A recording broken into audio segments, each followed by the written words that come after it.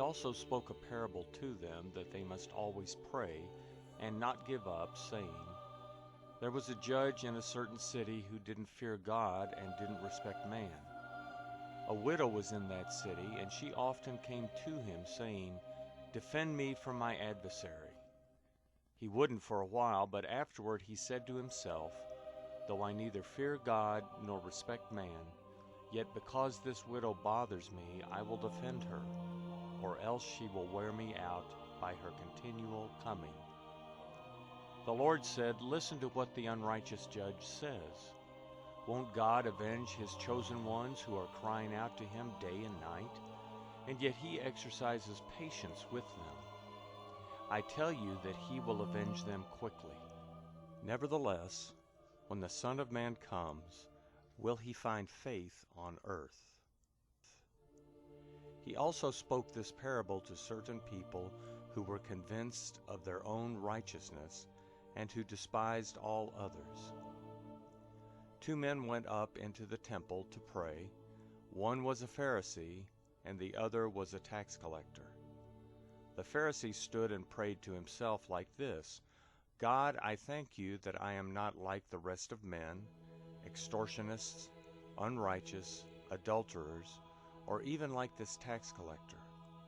I fast twice a week, I give tithes of all that I get, but the tax collector, standing far away, wouldn't even lift up his eyes to heaven, but beat his breast, saying, God be merciful to me, a sinner. I tell you, this man went down to his house justified rather than the other. For everyone who exalts himself will be humbled, but he who humbles himself will be exalted. They were also bringing their babies to him that he might touch them, but when the disciples saw it, they rebuked them.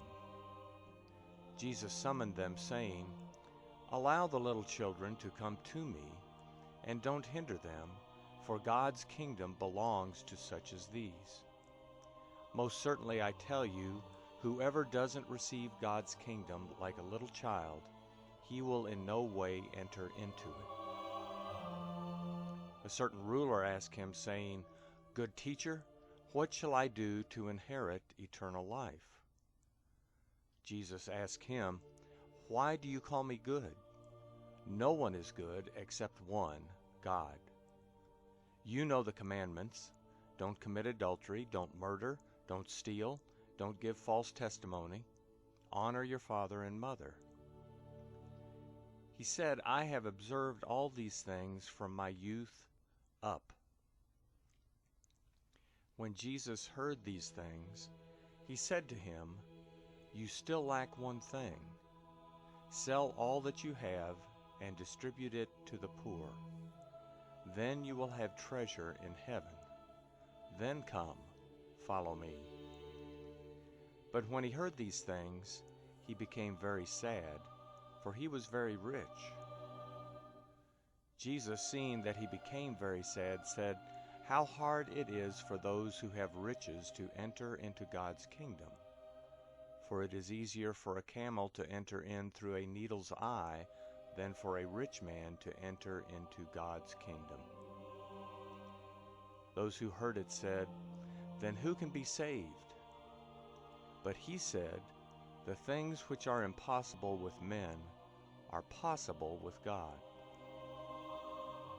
Peter said, Look, we have left everything and followed you.